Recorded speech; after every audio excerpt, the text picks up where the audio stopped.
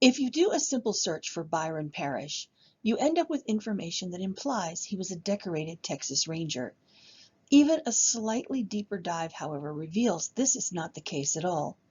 Byron Parrish's story is far more complex and negative. He was not a hero at all, and, spoiler alert, it is no surprise he ultimately died in jail. So who was Byron Parrish, Texas Ranger? Let's start by talking about Boyce House, one of the most renowned Texas authors, but his many works range from reasonably accurate summations to outright tall Texas tales, depending on how far removed it is from his days as editor of the Oil Belt News. In his later years, he was a folklorist rather than a journalist, and his stories grew in proportion to his popularity. Byron Parrish became famous because Boyce House reported on him and did so in a favorable way. As House's stories edged into folklore, so too did Parrish become larger than life. Very little of what Boyce House said is true. Born in Mason, Texas in 1875, the first encounter we have with Parrish is 1902. This early example shows that at age 27, Parrish was already known as a drunkard. As a local constable, he seems to have been well known in the Portales community. Parrish was still in Portales in 1907 when he shot and killed Deputy Sheriff W.E. Tipton. Parrish was a constable in Portales, the county seat of Roosevelt County, New Mexico. Some newspaper articles call him a marshal. Tipton was a deputy sheriff in Curry County, New Mexico, and worked out of Texaco, New Mexico. Portales and Texaco are about 30 minutes apart, and the city of Clovis lies between the two. On the surface, with two different counties, towns, and jobs, it would seem that the two would not routinely encounter each other. But Tipton lived in Portales, commuting to Texaco daily. Parrish often stepped out of his jurisdiction, as was the case in this incident. They'd had previous encounters in Texaco, which Tipton questioned Parrish's jurisdiction and requested Parrish to disarm or leave. Parrish seemed to work a bit like a bounty hunter. In this case, he had sought out a warrant from Woods County, Oklahoma, and was attempting to find the suspect in Texaco. Again, Tipton confronted him about being armed outside his jurisdiction. This time it escalated into barroom fisticuffs, with each trying to take the other's weapon. Even the bartender got involved, taking Parrish's weapon right out of his hand as he flailed about. Then both officers attempted to take Tipton's gun from his holster. Parrish was shot in the hand and Tipton in the eye, dying immediately. Parrish was immediately arrested and released on $10,000 bond. He was found not guilty by a jury a year later. He continued to work in law enforcement during that time. We know this because he went on to Albuquerque on a warrant for a sewing machine salesman who had threatened a skating rink with a gun. Whether or not he committed murder, by 1912 he was exploring options in Oklahoma. Hired as an enforcement officer in Guymon, Oklahoma, in March he made news for his part in a massive cleanup of illegal booze and gambling establishments. Here we see the development of a pattern that would follow him for decades. He becomes aware of a gap in the criminal activity because of arrests he made, and takes advantage of that knowledge to fill the gap. In 1912 Guymon, a court witness was paid for his trouble, including arresting officers. April has 30 days, only 10 of which Parrish could have worked, the others being weekends or after the 15th when he was reassigned to Goodwell. In those 10 days, Byron Parrish filed claims under variations of his name to have worked 115 days. He received witness certificates worth more than $100, which he was able to cash before the bureaucracy discovered his fraud. He was ultimately charged with perjury. The local newspaper defended him, claiming it was a frame-up, but did not provide a reason why. That claim was to be repeated many times over the years, usually by him. By 1913, he had left law enforcement and moved on to traveling piano sales. Now it is time to talk about Governor James Ferguson and corruption. You would think there has been enough talk about that, but somehow with Ferguson there is always another rock to look under. Boyce House's 1935 Were You in Ranger has an entire chapter on Parrish, almost all of which can be refuted. The particular statement of interest here is that he was a bodyguard to a governor of Texas. This is the only instance of this information, but it makes sense in the context of what happens next if that governor was Paul Ferguson. If he had not known and worked with Parrish before, there would be no reason to advocate on his behalf as firmly as he did. Ferguson formally requested through the Adjutant General's office that Parrish be made a captain in the Rangers. There are numerous letters between the two offices on this subject. The unanswered question here is what special work? A.G. Hutchings used what power he had to avoid making Parrish a captain, pointing out that the governor only had the power to appoint 4 captains, and it was already done. Instead, Parrish was offered a position as a regular. Parrish was ordered to report for duty, but failed to do so. He advertised himself as a former ranger for the rest of his life, but he never actually worked a single day, and was only in for 2 weeks before they processed him out for failure to report.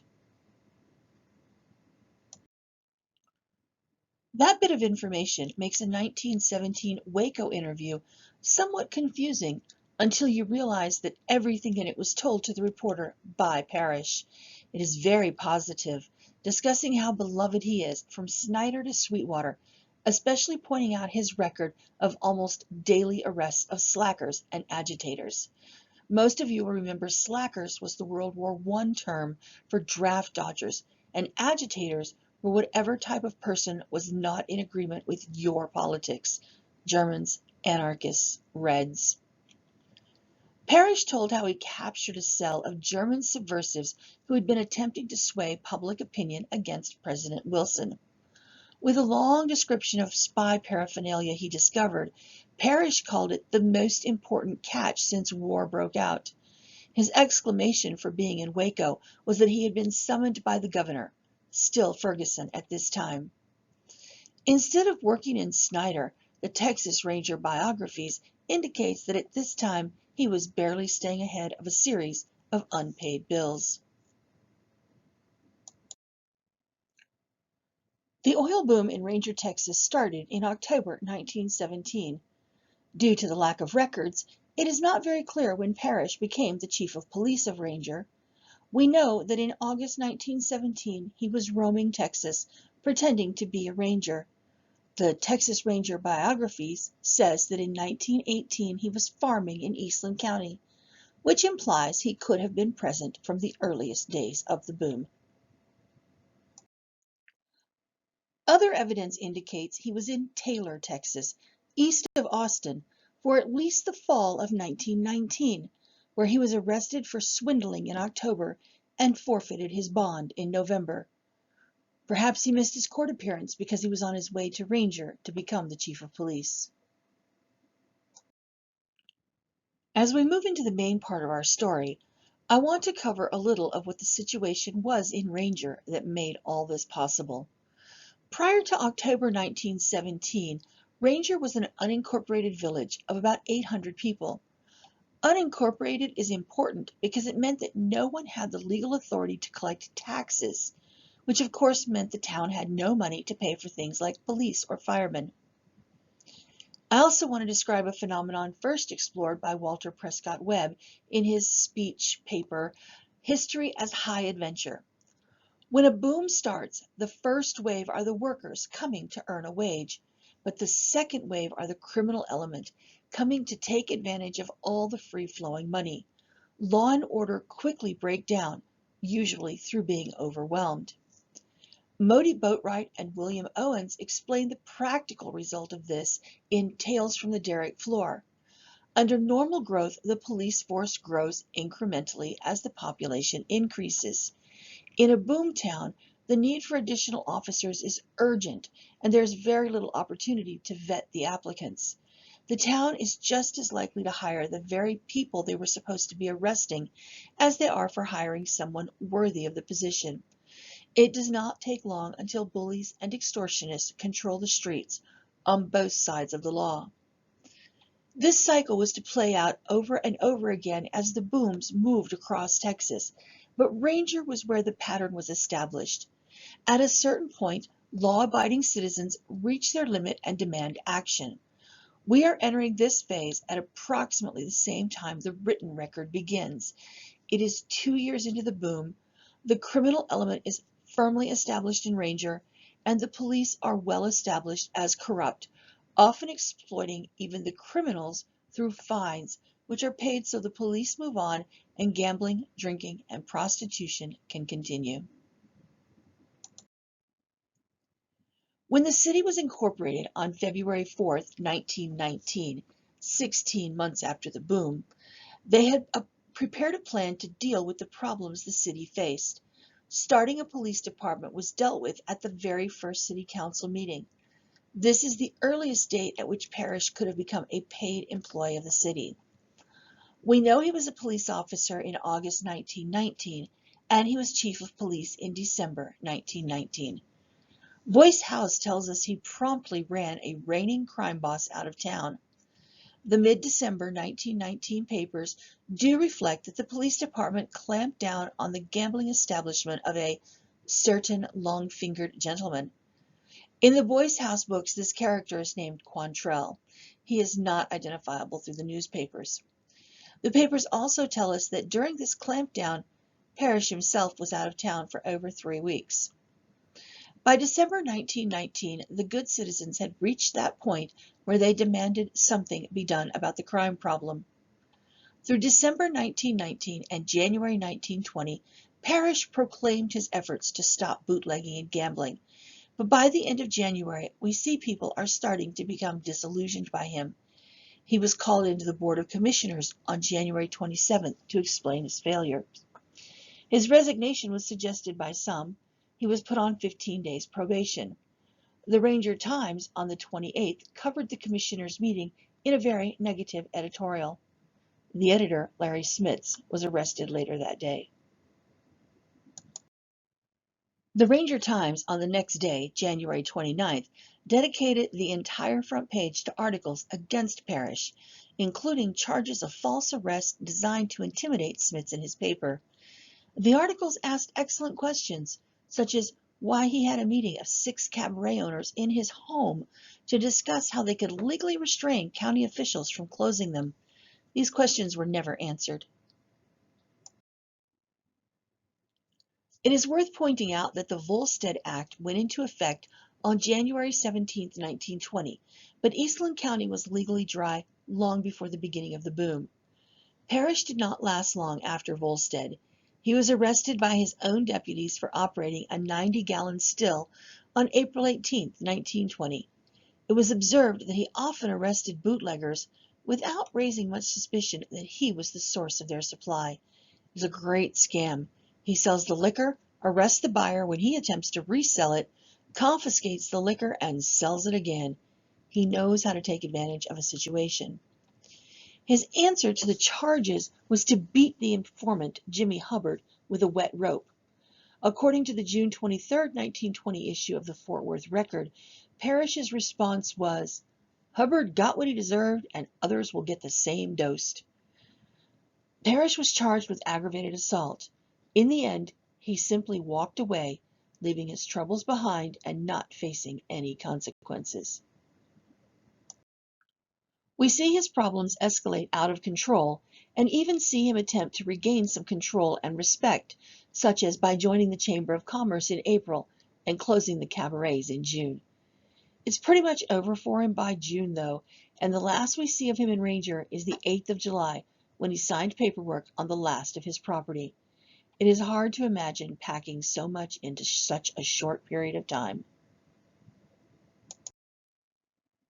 Another curious area to explore is nepotism. It is blatant with Parrish's sister, Blanny Malone, but we also see hints of it with his brother, Buck, and his mother, Margaret. If you thought the rise and fall of Byron Parrish in Ranger was fast, Blanny's story is even more compressed. She was a mounted officer as early as August, but our first encounter with her is on December 23, 1919, when the city pound opened for business and Blanny Malone was identified as the mounted humane officer. The position was a regular full-time police officer position with full pay. On Monday the 29th, we find an article that Malone had been seriously sick on the 27th and hoped to resume duties soon. On December 30th, R.L. Chambers was put in charge of the pound, and we never hear of Blanny again. It would be interesting to know how long she was on the police payroll after working only 4 days, one of which was Christmas. A few other parishes make the news during this period. The Parrish brothers had a typewriter repair and piano tuning business across the street from the police station. Byron's brother Buck was also on the Ranger police force. He was later arrested for assault with a gun and highway robbery. His mother was named Margaret Ann. We often see an M.A. Parrish on the tax rolls as the owner of several downtown lots. M.A. Parrish also owned a dray service. This is most interesting because at one point, 5 teamsters for a rival company were arrested for operating without a license. Way to support your mom there, Byron. When he leaves town in disgrace, he signs his properties over to Maggie and Blanny. Parrish himself had multiple rental properties, including an apartment building and several houses.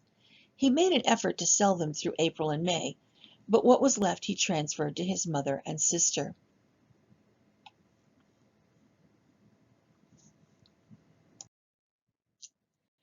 While Parrish is not brought to justice for any criminal activities in Ranger, his life does begin to spiral. After fleeing Ranger under indictment in July 1920, he returned to Portales, New Mexico, with a brief stop in Hale County, just long enough to get arrested for making and trafficking liquor. This is about an hour east of Portales. There is a 2-page list of specific details about quantities and paraphernalia. The jury returned a verdict of guilty on August 24, 1921, and he was sentenced to 2 years in the state penitentiary. The case was reversed and dismissed on appeal, leaving him free to New Mexico to beat up his wife.